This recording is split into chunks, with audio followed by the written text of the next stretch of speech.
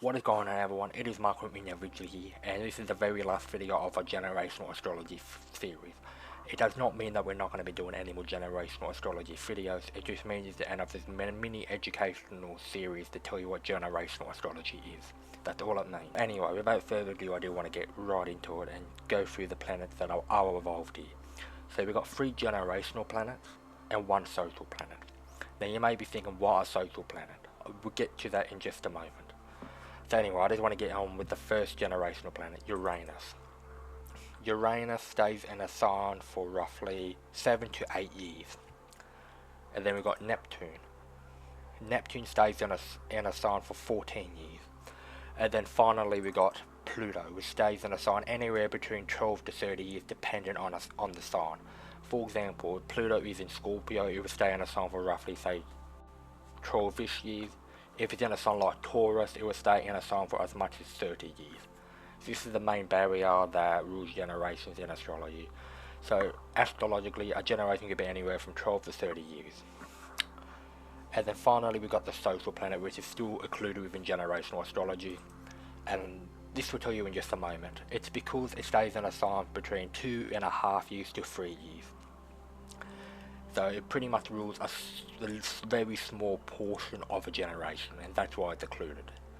So astrology is not vague. It's not just that I'm a Virgo and this is how I am. It's very complex and it's very specific. Even generationally, it's very specific.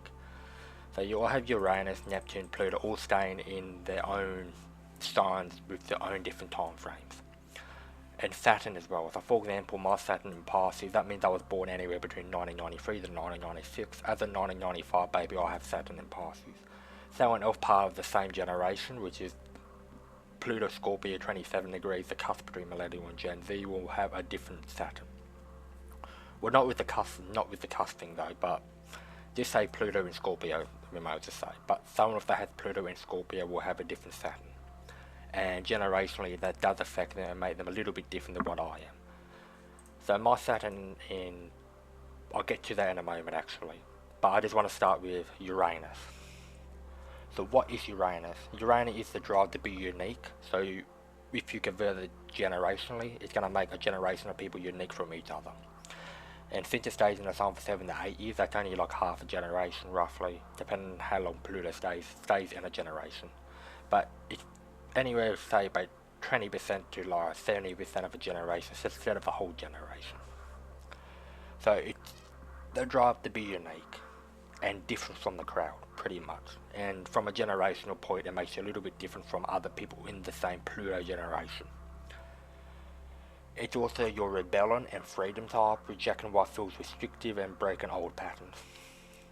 It also rules sudden changes, sudden insights. This is very, very crucial when it comes to predictive astrology. So for example, if Uranus was in Aries, that could potentially predict that a war's going to break out. And there actually have been multiple planets in Aries where war has broken out, and that's how accurate astrology is. I'm not going to talk too much about it in this video because this video is not about that. But I will put our article from individually.com that we have written, and you can read that more below. Anyway, that's what Uranus is. The last thing I'm going to say about Uranus is also shock and change.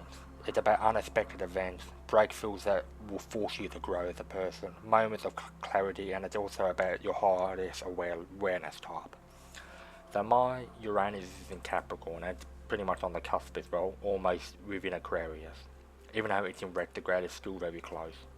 So that means that the energy of Uranus, mine's going to have Capricorn themes, and it might have some very minor Aquarius themes as well, since I'm on the cusp.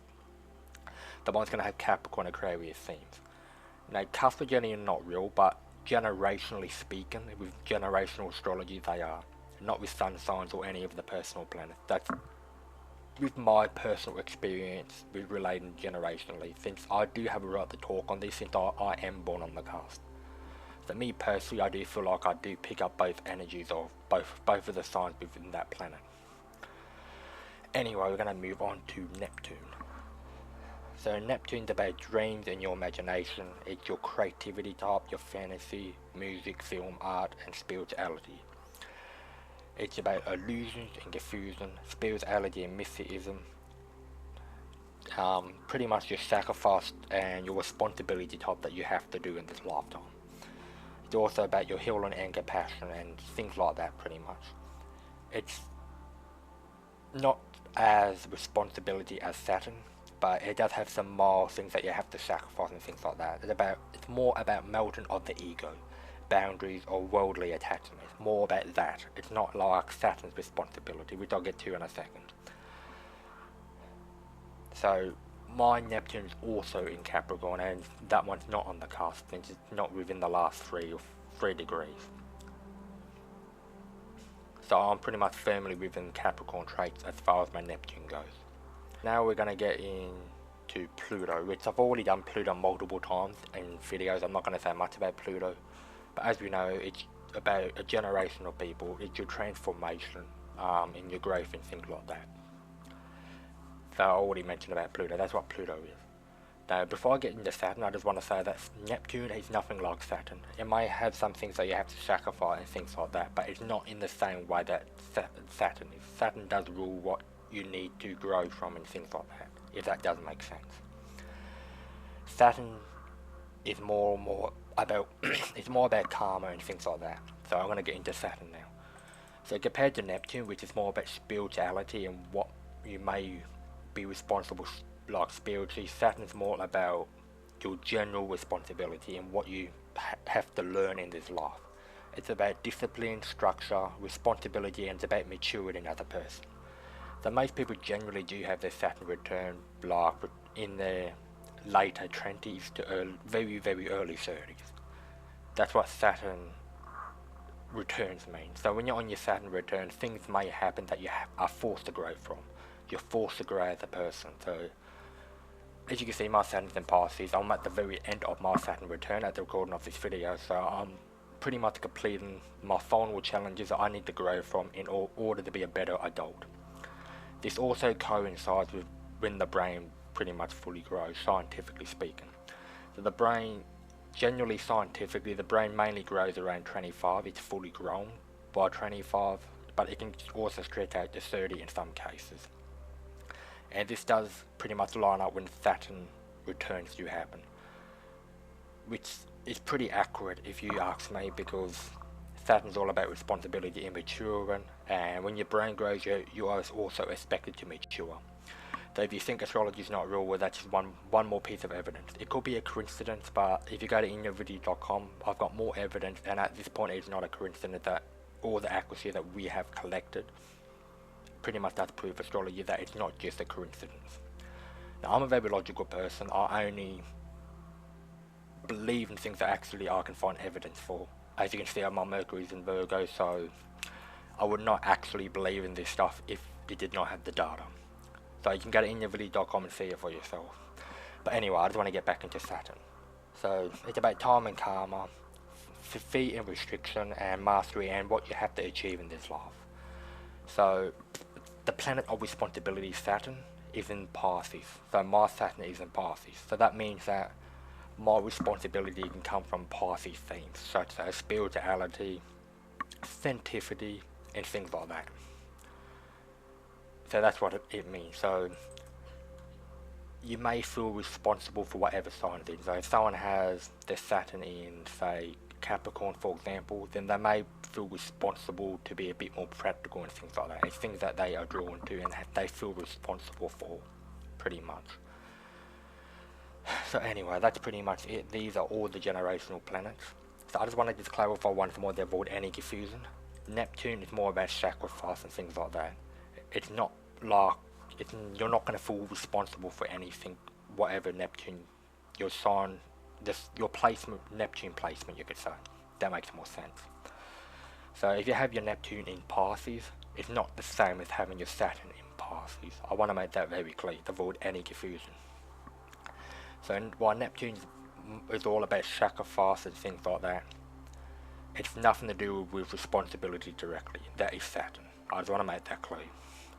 So Neptune in Pisces may have a sacrifice towards spirituality and things like that. Sacrifice and responsibility are very different things if you think about it more.